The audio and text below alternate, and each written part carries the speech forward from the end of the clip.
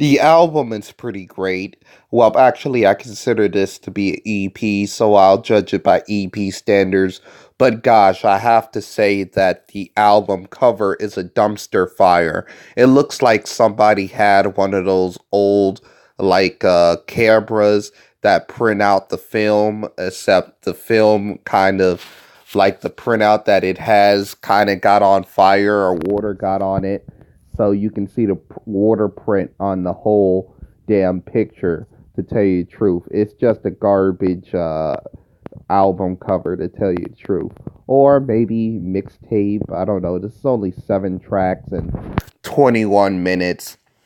It's the equivalent of a designer album, not quality wise, but length wise. But yeah, he does manage to squeeze out some relative topics in this short amount of time. So I can't really be mad at him.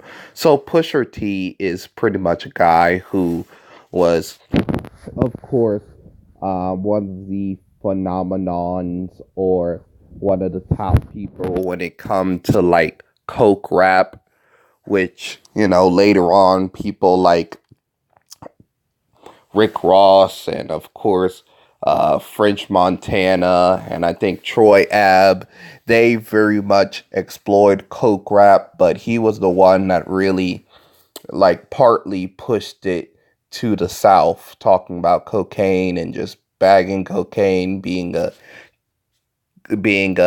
guy who really was a kingpin.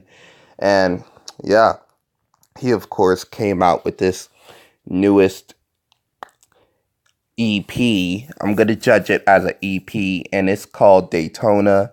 And yeah, so of course, when you think about Daytona, you think of, well, track racing. That's what I do, and I really like the correlation between tracks and track racing, because he does tracks as an artist, and track racing is of course have to do with cars and everything, and you also ship the kilos into cars, so that's a pretty nice like connection, I should say. All right, so I kind of think the album started out pretty bad, to tell you the truth.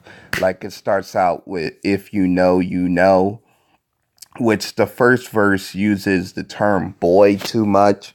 He uses boy more than a southern prejudice like cop and like a prison system, as he's telling his inmates to work harder. Like, that's how much he uses the term boy, or just an old Jamaican, to tell you the truth.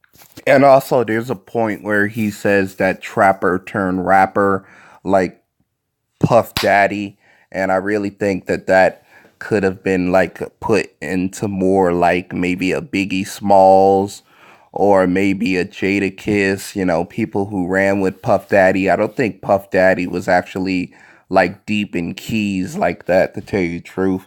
But he does have this witty line about being a genie and giving any wish to a girl in a two-piece bikini. Like, that was pretty nice. So, of course, I'm judging this by EP standards, so a 1 out of 5 rating. And I'm going to give "If You Know, You Know" a certified 4. It's a pretty good track, to tell you the truth. The Games We Play is a much more lackluster track, if you ask me, you know. But it has this one quotable that says, "We don't need to show you the world. We don't need to show you the globe to show you the world is ours." I really thought that that was pretty nice. And you know what? It kind of reminds me of "The World Is Yours" by Nas. Looks like Pusher T put that to heart. And I also like the "Influenced by the Boys" straight out of Compton reference, which was, of course, N.W.A's second album, you know. So, yeah, I like that. But overall, I would give the track a 2. All right, Hard Keys start out with "Instant Flame." I should say, he says, "Never trust a camera girl because she'll smash you, then turn around and smash a janitor," showing how women particularly of a certain kind. Once they get famous, they'll just go out and kind of whore out a little bit. Oh yes, and he also says he's too rare in front of these face full of pink hair, you know, kind of talking about the color dread situation, which is in hip hop. And he also does a reference to how he's saying that he's the pot calling the kettle black, and Rick Ross is also on this track, and he shows respect to Puff Daddy P Diddy on this track, as he said he's running through these models like Diddy. And, Diddy was famous for having a lot of fly chicks on him. Heck, he had J Lo on him way before Drake had J Lo. So hey. Oh, yes. And he also says that he has friends that are amputees that have to stand for something very nice, and that the canines are still smelling him. That's because he was selling that much dope, I should say. Good track. I would rate it a definite 5. Comeback Baby has this kind of anti drug sample, I should say. And also, the song kind of Comeback Baby could be a reference to Birdman, since later on this album he is referenced, so I just like to point that out. But Pusha T has this line where he says, "Don't let money change you. That's how we know you ain't money." Saying that, of course, maybe that this glamorous style and this glamorous life is not for people who won't cherish it and know how to manage it. That's how I take the line. And he has lines like cocaine soldier, once civilian, playing musical chairs with these squares. Also, he does a nod to the Yin Yang twins, of course, dancing like the Yin Yang twins. Killer track. I'm going to give it a 4, to tell you the truth. The next track has this killer sample. I think it's a sample of Little Kim's Drugs, or the beat sounds like Little Kim's Drugs, to tell you the truth. That's when we had the brown version of Little Kim before she bleached. I like the whole reference to at the Kremlin, getting searching for money like a gremlin. Like, I really thought that was cool.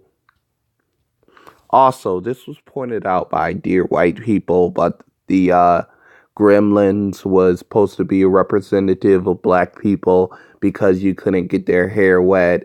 They listen to hip hop. I mean, a whole bunch of things that they're connected to.